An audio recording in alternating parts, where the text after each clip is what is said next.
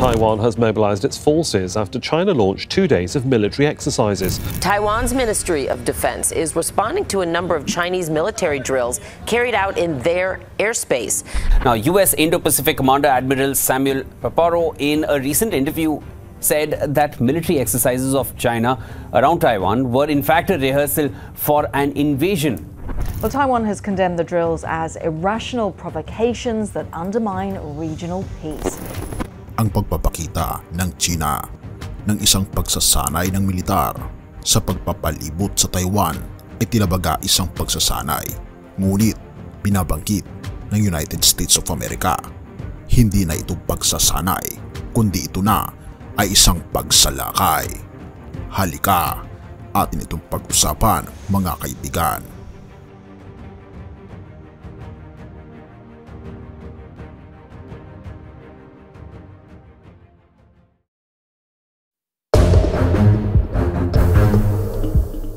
Ulat sa Tokyo, ang kamakailang mga pagsasanay militar ng China na nakapalibot sa Taiwan ay tila isang pagsasanay para sa isang pagsalakay.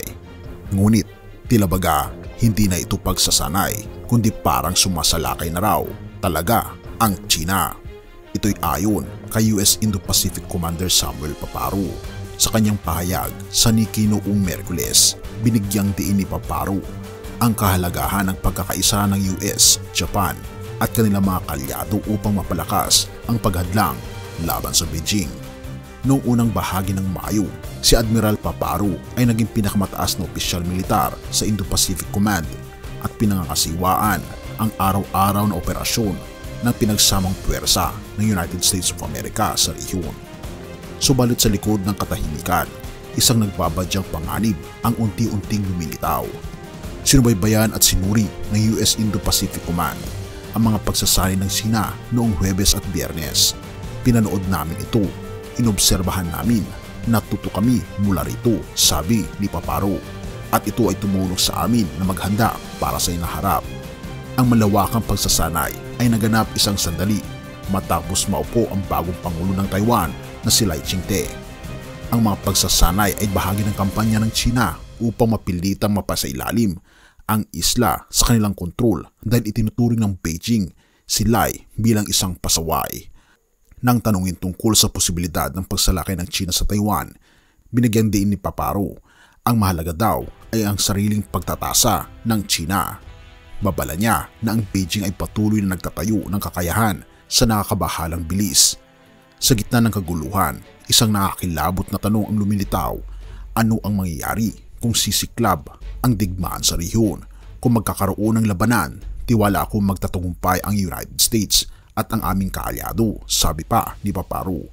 Pinapalaganap ng United States ang integrated deterrence kasama ang mga kaalyado at kapareha.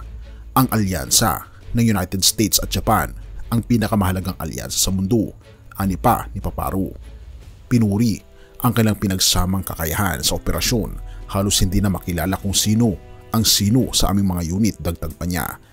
Ngunit sa dilim ng hinaharap, isang hamon ang nakatakdang harapin ni Paparo, ang pangangailangan ng kumpleto at pagkakaisa ng pagkilos kasama ang Japanese Self-Defense Forces na magiging kanyang misyon sa mga susunod na taon upang mapahusay ang relasyon sa command at sa control.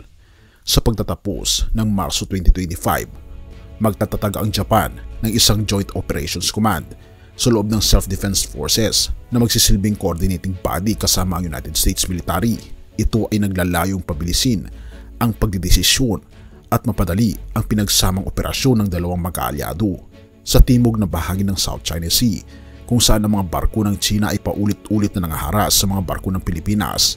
Nagbabala si Paparo, binabantayan namin ang sitwasyon at handa kaming tumulong sa aming treaty ally, ang Pilipinas. Dagdag pa niya na ang Netherlands, Italy at Germany ay nagpapalakas din ng deterrence sa South China Sea sa pamamagitan ng pagpapadala ng mga barko. Samantala, sa ibang bahagi ng Indo-Pacific, sinubukan ng North Korea na maglunsad ng rocket na may dalang military reconnaissance satellite noong Lunes. Bagaman nabigo ang pagsubok, ang banta sa seguridad ng Japan at Estados Unidos ay patuloy na tumataas. Ang mga aral ng nakaraang 5 taon ay nagpakita na tayo ay nabubuhay sa isang lalong magulo at walang kaayusan ng mundo, sabi pa ni Paparo. Sundan ang mga susunod na kabanata kung saan ang tensyon ay patuloy na tumataas at ang mundo ay naharap sa isang bagong yugto ng digmaan at kaguluhan. Mateo 24 verse 6-7. Makakarinig kayo ng mga digmaan at mga lingongaw ng mga digmaan. Huwag kayong matakot sapagkat ang mga bagay na ito ay kailangang mangyari, ngunit hindi pa ito ang wakas.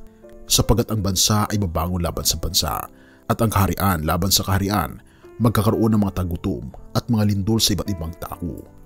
Ang mga talatang ito ay nagpapaalala sa atin ng mga pagsubok at kaguluhan na darating sa mundo at ang mga pangangailangan ng pag-iingat at pagkakaisa upang harapin ang mga ito.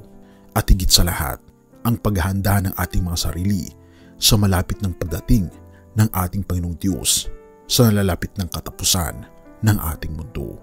Tayo'y magkaisa na manalangin na magkaroon ng sapat na pananampalataya sa ating Panginoong Diyos. Tayo'y manalangin. Ama naming mapagmahal at makapangyarihang Diyos, kami po ay lumalapit sa inyo ngayon ng may kababaang loob at taimtim na puso. Sa gitna ng mga balitang puno ng tensyon at kaguluhan sa aming mundo, humihingi po kami ng inyong gabay at proteksyon. Nakikita po namin ang mga pagsasanay at paghahanda para sa mga posibleng digmaan at kami po ay natatakot para sa aming kinabukasan. Panginoon, naunawaan po namin na ang mga bagay na ito ay bahagi ng inyong plano. Ngunit sa aming kahinaan, kami po ay nangangailangan ng inyong kalakasan at liwanag. Ipinapanalangin po namin ang kapayapaan sa pagitan ng mga bansa, lalo na sa pagitan ng China at Taiwan. Naway maghari ang pagkaunawaan at respeto sa bawat isa at hindi ang kaguluhan at puot. Patnubayan po ninyo, Panginoon, ang mga lider ng bawat bansa, lalo na ang pinuno ng Estados Unidos, Japan, Pilipinas, Taiwan, China, Russia at ang kanilang mga kalyado. Bigyan niyo po sila ng karunungan at tapang na gumawa ng mga hakbang patungo sa kapayapaan at pagkakaisa. Naway ang kanilang mga desisyon ay maging ayon sa inyong kalooban at hindi para sa sariling interes lamang. Sa mga sundalo at ang kanilang mga pamilya, hinihiling po namin ang inyong proteksyon at pagpapala. Ipagkaloob po ninyo sa kanila ang lakas ng loob at ang pag-asa na ang kanilang mga sakripisyo ay magdudulot ng kapayapaan. Ama naming banal, Panginoon po namin, sa kabila ng mga balitang ito, kami po ay umaasa at nagtitiwala na kayo ang may hawak ng lahat. Naway manatili kaming matatag sa pananampalataya sa inyo ng inyong pag-ibig at kapangyarihan ay magtatagumpay sa lahat ng oras. Purihin ka, o aming Panginoong Diyos, at ito po ang aming taimtim na dalangin at patawarin po kami sa lahat ng aming pagkukulang at pagkakasala sapagkat ito ay aming samot hiling sa matamis na pangalan ng aming Panginoon at tagapagligtas na si Jesus. Amen.